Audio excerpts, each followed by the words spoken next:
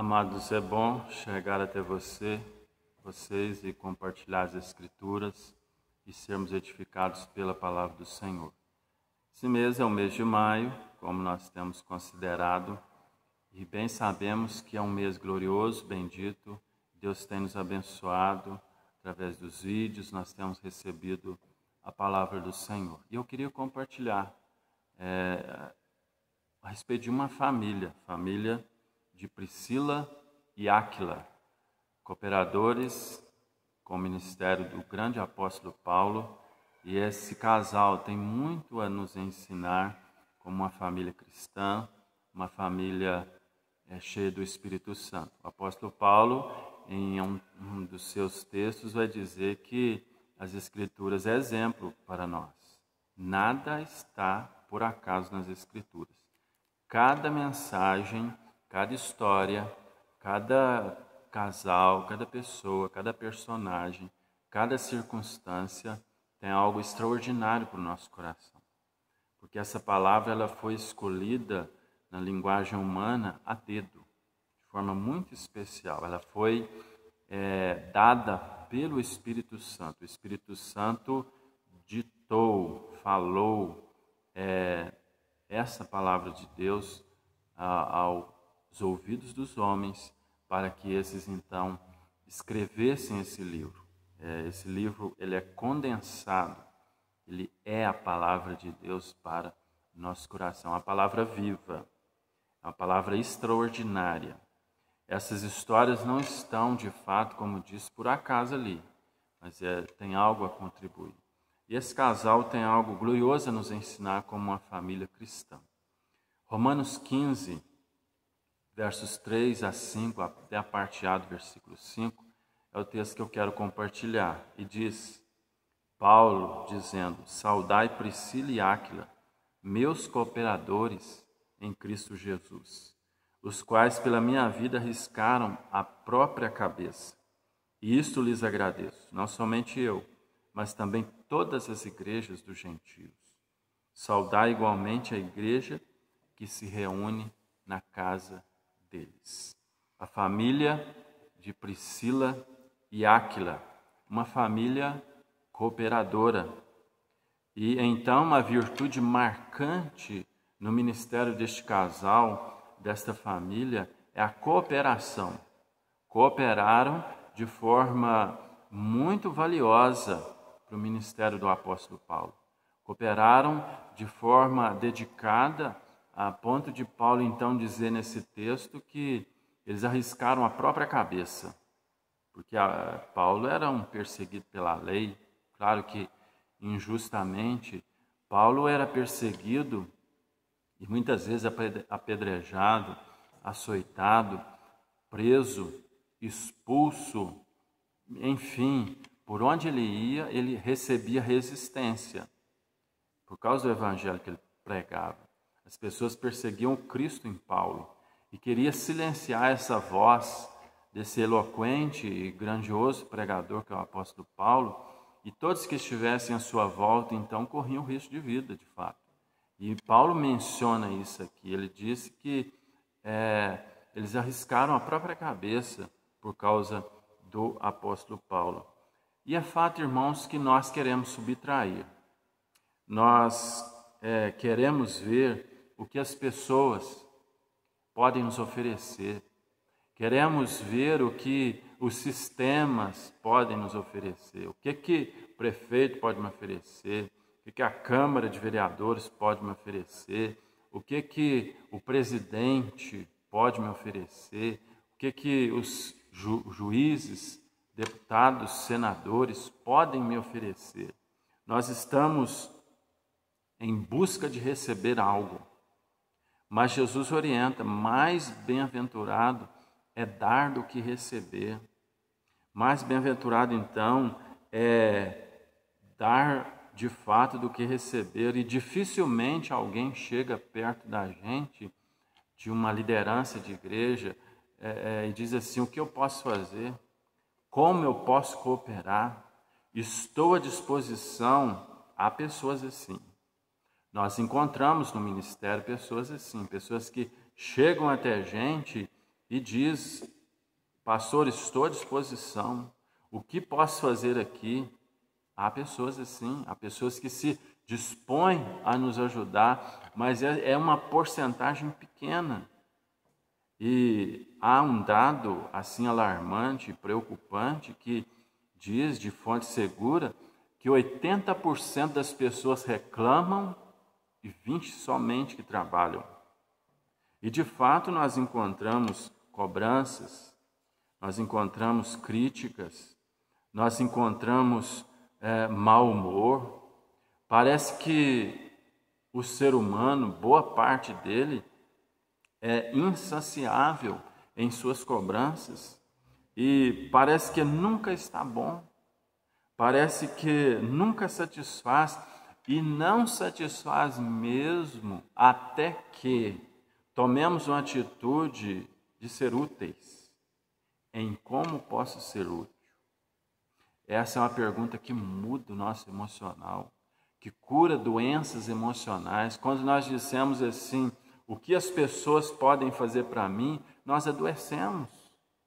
Mas nós nos curamos e é uma cura automática da mente, não é poder da mente não, mas é coisa de Deus no coração da gente. Quando nós dizemos assim, o que posso fazer? Em que posso ajudar? Cargas já saem da nossa mente, coisas já saem da nossa mente. Pessoas que cobram muito, que exigem muito, são pessoas depressivas, são pessoas mal-humoradas, são pessoas de mal com a vida. Mas esse casal aqui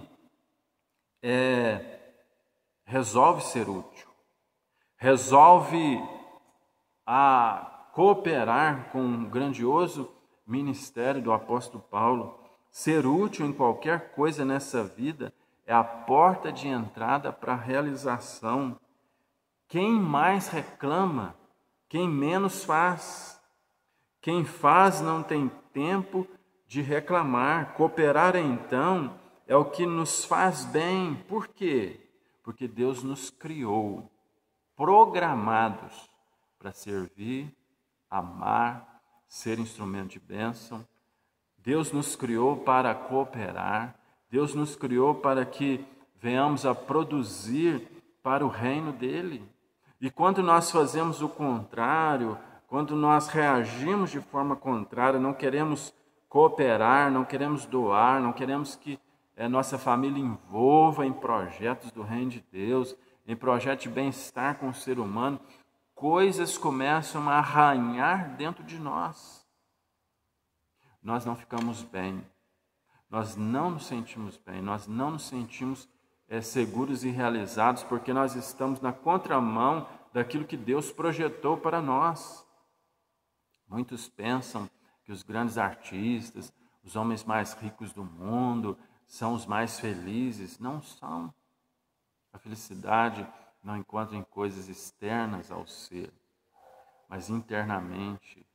Aquele projeto que Deus nos deu é que nos vai tornar felizes, realizados, vivendo segundo a vontade do Senhor. Paulo, então, tem um grande suporte de apoio. Paulo tem, de fato, um suporte e apoio por parte de Priscila e Áquila, essa família gloriosa. Paulo provavelmente era casado, mas logo que deixou o Sinédrio, porque o Sinédrio, ele era membro do Sinédrio, e o Sinédrio exigia, então, que participassem, fossem membros ali, homens casados. Mas provavelmente, podemos dizer seguramente, Paulo perdeu sua família quando ele foi encontrado por Cristo no caminho de Damasco, quando Cristo o aceitou e o chamou para o ministério. E Paulo, então, dedica-se ao ministério e provavelmente, ou seguramente, ele perde a sua família. Então, Paulo fica como que órfão de família, mas ele é adotado por essa família, ele é abençoado demasiadamente com essa família. Eles têm a mesma profissão. Eles constroem tendas para a sua sobrevivência. E Paulo, então, é agregado àquela família, e aquela família são cooperadores com o ministério do apóstolo Paulo. Eles arriscam a própria vida. Qualquer um que não entendesse a missão do reino afastaria de Paulo, porque Paulo não era uma boa companhia, porque eram perseguidos pela lei, mas eles viram além, eles tiveram visão, entenderam que eles não faziam uma pergunta errada. O que as pessoas podem fazer para nós? O que Paulo pode fazer para nós? Mas eles fizeram a pergunta certa. O que podemos fazer? A ideia de Isaías: eis-me aqui, usa-me a mim, ainda que com risco de vida. Priscila e Áquila envolveram no ministério. Era perigoso ter a companhia do apóstolo Paulo, mas eles queriam, eles tinham um ideal maior: ser cooperadores com o evangelho. E eles entregaram totalmente, a ponto de ter uma igreja iniciante na própria casa deles. Abrem mão da intimidade do lar para receber Paulo. Abrem mão da intimidade da casa para receber a igreja. São hospitaleiros, dedicam as suas vidas, a sua casa completamente ao ministério. E a primeira lição geral, então, que nós encontramos é a seguinte: para que sua família coopere, é preciso doar em submissão. Para que sua família coopere, é preciso doar em submissão. E isso mexe com o nosso ser, porque eles tinham um projeto muito importante, mas eles não tinham primazia em nada. Eles estavam no anonimato, eles estavam nos bastidores. Apesar de serem profundos cooperadores, Paulo é que era o líder, Paulo é que era o grande missionário, Paulo é que tinha os holofotes, entre aspas, sobre ele que era o grande pastor, grande plantador de igreja, missionário. E eles, então, se dedicam em submissão. E isso mexe conosco porque nós gostamos dos nossos projetos. Nós queremos que os nossos projetos é que vão para a pauta. E os nossos projetos é que sejam discutidos. Mas Priscila e Áquila, eles envolvem no reino de Deus em submissão. O nome deles, como que, de certa forma, não aparece. Essa é a ideia geral que nós aprendemos nessa lição. Mas Deus estava vendo o trabalho deles. Deus estava vendo a importância do trabalho deles para o ministério do apóstolo Paulo. Eles não eram menos por isso, era apenas uma função ali. Diante de Deus, o mérito era igual de Paulo, de Priscila e Áquila, mesmo. E eles nos ensinam, então, isso, no envolvimento com submissão. Cooperar e trabalhar com projeto alheio, às vezes é um desafio. Às vezes mexe com o nosso ser. Mas se o meu nome aparecesse, mas se eu fosse para frente. E muitas pessoas têm o desejo de primazia. Muitos querem estar à frente da igreja, desenvolver ministérios à frente, e às vezes não os têm, Deus não os chamou para isso, e eles se entristecem. Mas não é demérito desenvolver outro ministério, ou estar sentado ao banco, não há demérito. Não há uma hierarquia na igreja de Cristo, o cabeça é Cristo, só tem um cabeça. Mas muitos, às vezes, se sentem desvalorizados por isso. Mas Priscila e Áquila vêm nos trazer uma mensagem gloriosa, mostrando que eles se dedicam inteiramente, mesmo que eles estejam no anonimato. Mesmo que eles estejam nos bastidores, de fato, eles não eram menos por isso. Eles se doam de forma submissa para que alguns estejam na linha de frente.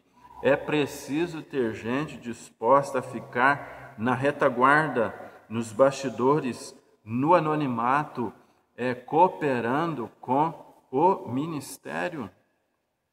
E de fato, por exemplo, o conselho toma as suas decisões em oração, buscando direção da palavra de Deus. E a igreja está como que nos bastidores dessas decisões. E ninguém deve se sentir menos por isso. Eu queria dar a minha opinião, eu queria... Ora, Deus elegeu homens e os capacitou para isso. Ninguém mais está capacitado para tomar decisões a não ser o conselho da igreja, porque Deus assim quis. Deus elegeu, Deus fez com que impôs as mãos, Deus derramou o Espírito Santo. Então eles são aptos para tomar decisões e as suas decisões também são responsabilizadas. Então não é só tomar decisões, mas é responsabilizar-se pelas decisões tomadas. Então a igreja aprende com essa família algo glorioso. Precisamos estar em submissão às autoridades, àqueles que estão na linha de frente, e chegar e fazer a pergunta gloriosa: o que eu posso fazer? Em que eu posso cooperar? Essa pergunta muda sua mente, muda sua vida, muda sua casa. Te tira da zona perigosíssima da crítica. Não fique nessa zona. Saia dela imediatamente em nome de Jesus. Não critique o seu pastor. Não critique o seu conselho. Não critique o seu diácono. Não critique o seu professor. Não critique o seu líder. Não critique o seu presidente, o seu prefeito, o seu vereador. Ore por eles e faz a pergunta gloriosa: em que eu posso ajudar? Em que eu posso ser útil? Irmãos, esse casal nos ensina essa lição tão gloriosa, tão abençoadora. Para que sua família coopere, é preciso abrir mão de certas coisas. Eles abriram mão da intimidade da casa. Tinha uma pessoa ali agora, estranha, diferente, morando dentro da casa. E hoje a hospitalidade está uma coisa assim muito rara. Muito rara. Abriram mão da intimidade para ter uma igreja dentro da casa deles. Imagine a igreja funcionar dentro da sua casa. Abriram mão dessas coisas. E é necessário que nós abramos mão de muitas coisas desse mundo. E não é tolo quem solta o que não pode segurar, para agarrar o que não pode perder. Diz Jim Elliot, que foi missionário e foi martirizado entre aqueles que ele pregava o evangelho. Nós não podemos deixar. Nós temos que abrir mão desse mundo e jamais perder o reino de Deus, abrir mão das coisas desse mundo para angariarmos e termos e obtermos tesouros celestiais. Jesus já nos orientou em Mateus sobre isso, para que tenhamos tesouros celestiais, construamos e venhamos adquirir tesouros nos céus. O que precisamos abrir mão hoje? Do tempo, de fazer nossas coisas, das lutas e pleitos pessoais, e começarmos a lutar as causas do reino. A ideia de Josué é maravilhosa. Eu e minha casa serviremos ao Senhor. Um outro personagem com a sua família que nos ensina tanto, ele chegou a uma conclusão e disse: eu e minha casa serviremos ao Senhor. Por que Josué diz isso? Por que ele não diz eu e minha nação, eu e Israel? Porque Josué entendia que ele era responsável por sua família. Eu não posso responder pela sua família. Eu posso e devo responder pela minha família. Então, cada homem vai dizer: eu e minha casa serviremos ao Senhor. Cada mulher de Deus vai dizer: eu e minha casa serviremos ao Senhor. Finalmente, para que a sua família coopere, é preciso conhecer profundamente as Escrituras. A palavra de Deus é o manual do reino. Então nós precisamos conhecer as Escrituras. A palavra de Deus vai dizer que Apolo era um homem poderoso, um grande pregador. As pessoas em Corinto, da igreja de Corinto, gostavam da pregação do Apolo, grande orador, chamado grande orador. E diz a palavra que Apolo era poderoso nas Escrituras, ensinava com precisão a respeito de Jesus, conhecendo apenas o batismo de João. Apolo falava ousadamente na sinagoga. Mas olha a lição que Priscila e Áquila nos ensinam. E Priscila e Áquila, sabendo disso, passaram a instruir Apolo, com mais exatidão lhe expuseram o caminho de Deus.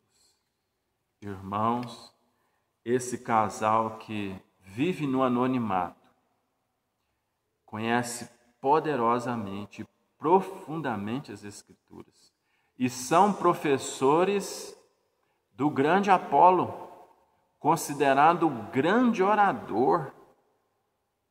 Que conhecimento profundo das Escrituras. Para que sua família coopere, então, você precisa gostar de Bíblia, ler as Escrituras, tê-la sempre em mente, tê-la diante dos seus olhos, fazer a leitura anual da Bíblia, fazer a leitura, então, diária das Escrituras. Diz a palavra que Apolo auxiliou muitos crentes na região da Caia e com grande poder convencia os judeus, provando por meio das Escrituras que o Cristo é Jesus. E quem foram os mentores de Apolo? Priscila e Áquila. Essa família tem muito a nos ensinar. E essa família muito cooperou para o reino de Deus, ajudando o apóstolo Paulo, ajudando Apolo. E a sua família muito pode fazer pela igreja. Às vezes nós nos subestimamos, às vezes nós nos diminuímos. E falamos assim, minha família não. Eu não sei fazer. Não faça isso. Toda família pode ser útil. Toda família pode ser instrumento de bênção na igreja. Então não deixe de cooperar. Não deixe de fazer a pergunta gloriosa: o que eu posso fazer para melhorar? A igreja humana, conselho, diaconal, a igreja em si, ela apresenta defeitos. Essa igreja que nós vemos, que nós convivemos, ela não é perfeita. O conselho não vai agir perfeitamente, o pastor não vai agir perfeitamente. E nós precisamos da ajuda, da oração, da cooperação. E o quanto a sua família pode fazer? Muito. Não subestime aquilo que sua família possa fazer pela igreja. Uma palavra de ânimo já é muita coisa que você pode fazer. Se você começar a espalhar contenda entre irmãos, se você começar a espalhar coisas de demérito entre os irmãos, você destrói, você prejudica, você traz transtorno. Mas se você fizer o contrário, começar a abençoar a sua igreja com a sua palavra, abençoar o seu pastor, seu conselho, você coopera muito. Você pode fazer muito. Faça a pergunta gloriosa. Esqueça a pergunta destruidora. O que eles podem fazer para mim? E hoje, na era pós-moderna, os crentes estão caindo em um lugar escorregadio. Eles fazem essa pergunta diabólica. Ela é diabólica. Diz assim: o que essa igreja pode oferecer para mim? Ela é diabólica. Nenhuma igreja pode oferecer nada para você. Só Deus pode oferecer algo extraordinário para você. Mas a pergunta bendita de filhos de Deus é: o que eu posso fazer aqui nessa igreja, em como posso ser instrumento de bênção. Não esqueça disso, essa é a pergunta certa. Esqueça de ser abençoado, pense em abençoar, porque Deus já te tem abençoado gloriosamente. É preciso então esquadrinhar as Escrituras. E se segurássemos a Bíblia, como nós seguramos o nosso controle de televisão, como nós seguramos o nosso smartphone, em média um jovem passa 6 horas por dia segurando o smartphone, mas nós cremos que esse negócio pode ter até mais tempo. E se segurássemos a Bíblia, como nós seguramos o nosso smartphone. Que Deus nos dê a graça de seguir as orientações de Priscila e Áquila e ser instrumentos no reino do Senhor. Que Deus te abençoe. Que Deus abençoe sua família.